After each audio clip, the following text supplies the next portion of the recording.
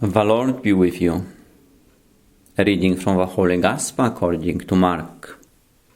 After leaving the mountain, Jesus and his disciples went on from there and passed through Galilee. He did not want anyone to know it, for he was teaching his disciples, saying to them, "The Son of Man is to be betrayed into the hands of men, and they will kill him. And 3 days after being killed, he will rise again." But they did not understand what he was saying, and were afraid to ask him. Then they came to Capernaum, and when he was in the house, Jesus asked them, "What were you arguing about on the way?" But they were silent, for on the way they had argued with one another who was the greatest. Jesus sat down, called the 12, and said to them, "Whoever wants to be first must be last of all and servant of all." Then he took a little child and put it among them, and taking it in his arms, he said to them, "Whoever welcomes one such child in my name welcomes me. And whoever welcomes me welcomes not me, but the one who sent me." The Gospel of the Lord. Who would be the greatest one on the mountain? Would it be James or John, Peter or Andrew? Jesus called them aside. They didn't know what greatness was. Then Mazur knew, though. Then Mazur is a professional mountain guide. He told his story on TV a few years ago. Early one morning in May, Mazur was leading two well-paying clients on a north ascent up to Mount Everest. They were only 2 hours from the summit, 28,200 feet up, with just another 835 feet to go. Then they saw a dot of colored fabric in the distance. At first they thought it was a tent, but then they realized that it was an abandoned climber. The climber was an Australian named Lincoln Hall. Hall had made it to the top, but during the descent he became gravely ill from oxygen deprivation. His two Sherpa guides tried to help him, but they were forced to leave him to save themselves. When they arrived to safety, they declared that Hall was dead, but Hall wasn't dead. Somehow he had managed to survive the night without gloves, jacket, sleeping bag, oxygen or food. He had perched himself on a small ridge, a 2 feet by 2 feet space. He could easily have dropped 8,000 feet on one side or 6,000 feet on the other side. Hall was hallucinating when Mazur approached him.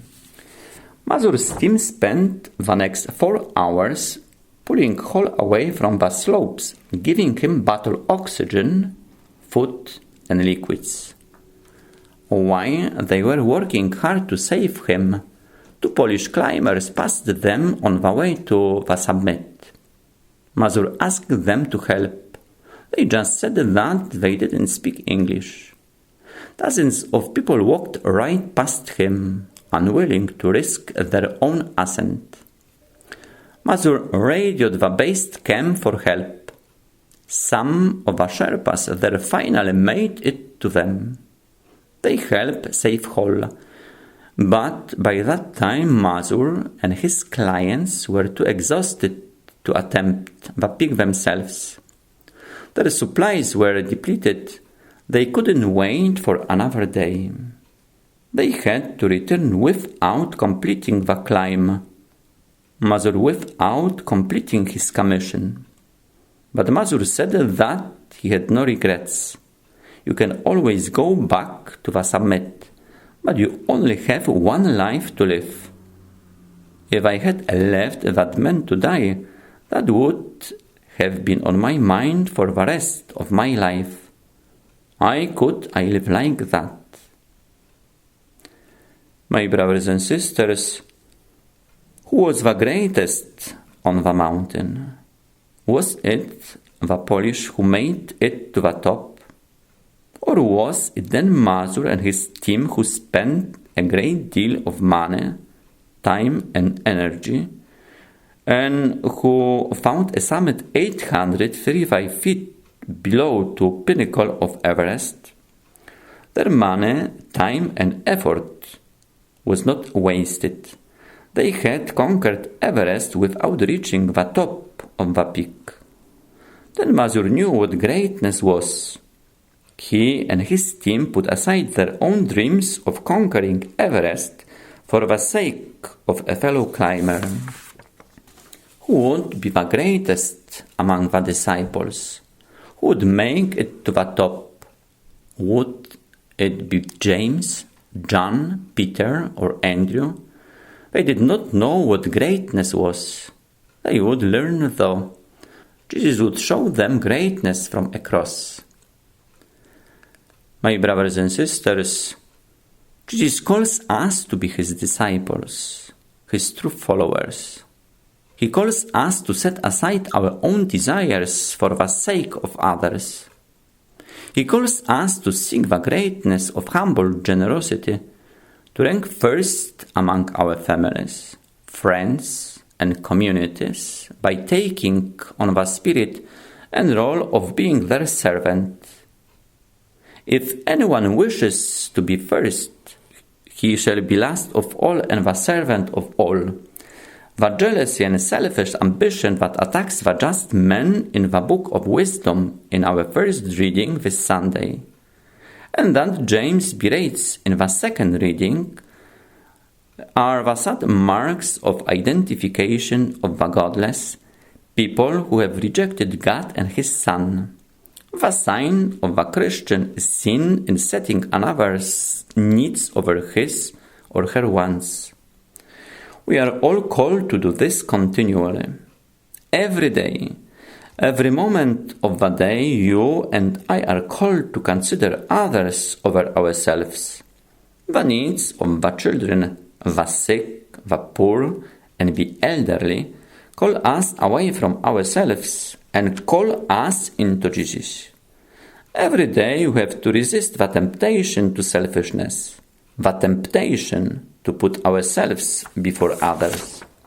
Every day we are called to greatness by conquering a mountain much more difficult than Everest. We have to conquer ourselves.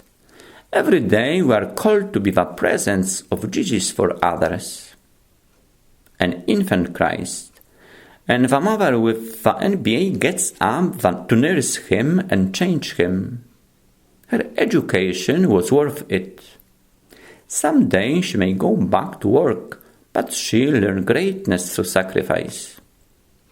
A retired man spends at least 8 hours a day making sure his stricken wife has care and company. He had learned a lot in his life.